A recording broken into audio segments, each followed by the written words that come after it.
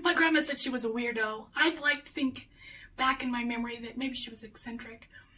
I'd go to Mrs. Adams' house. And Mrs. Adams' house was literally built on a boulder. There'd been a boulder on her land. She didn't want to move the boulder and she didn't want to put the house somewhere else on the lot. So she built her living room with half the boulder in it and half the boulder outside. I thought that was so cool. You put your hand on the boulder and it was cold in the house. You put your hand on the outside and the boulder was cold. It was really cool. Mrs. Adams watered her yard with her sewage from her toilets. We'd go into her bathrooms and she would take a dishpan and we'd take a ladle and we'd ladle out the sewage that was in the toilet carefully into this dishpan. And then we would carry it ever so carefully, and it was kind of heavy for a 5-year-old, ever so carefully out to her yard and dump it in her flower garden or her vegetable garden, I hate to tell you, or her lawn. And sometimes it would kind of spill on me and I would go home pretty stinky. Grandma didn't like that. Grandma thought that was disgusting to water your plants with sewage, but I thought it was really clever. Why flush it down the toilet when you could use it for your yard? I promise you I've never personally done that, but at the time I thought it was amazing. Mrs. Adams had elephants everywhere in her house, not the real elephants, but the little figurine elephants. She had wooden elephants, ceramic elephants, silver elephants, elephants that were decorated so cool. And of course she had pictures of elephants that I would draw her.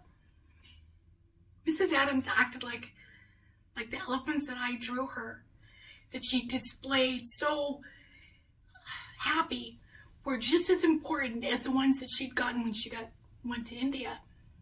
She told me amazing stories of her travels, and I loved Mrs. Adams. And Mrs. Adams seemed to love me. In fact, she gave me my first piano lessons. I don't think Mrs. Adams really knew how to play the piano, but I would bang on her piano and she would clap, just so excited. Mrs. Adams didn't have a PhD. She didn't have training in how to make a child that had come from hard places feel important or loved or secure or safe. But Mrs. Adams was able to do that just by being Mrs. Adams, just by being interested. And that was enough.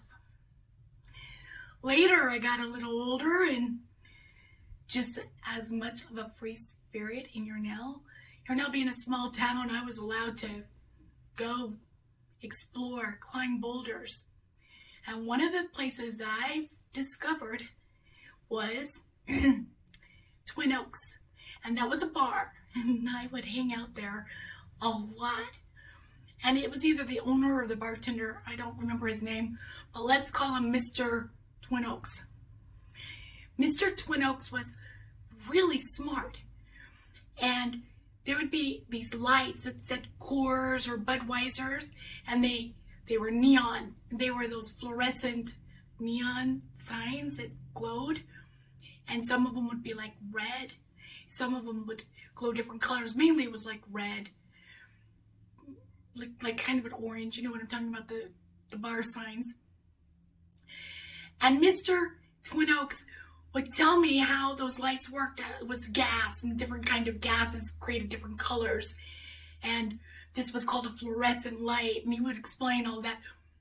I really didn't understand, but he acted like I did. He acted like I was very smart. I think I was probably about 8 years old at the time. And I'd sit on that bar stool and I'd drink my soda and I would listen about the gases in fluorescent lights. Another thing Mr. Twin Oaks taught me was that it wasn't a pool table in that bar. It was a billiard table. And it was all about math. And he would speak about math and angles and how you hit it and the force and motion.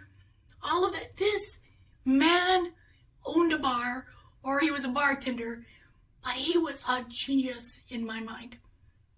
And he seemed to think that I was also smart.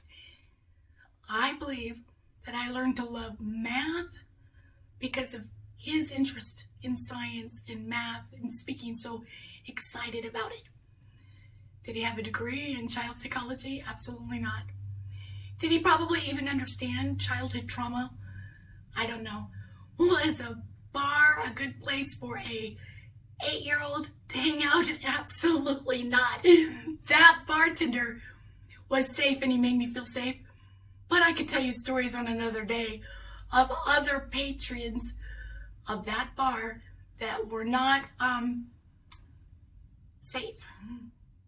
But he was safe, and I learned to love him, and I learned to trust that adults could be intelligent and care about my thoughts and my learning, and I really liked him. He was a safe guy.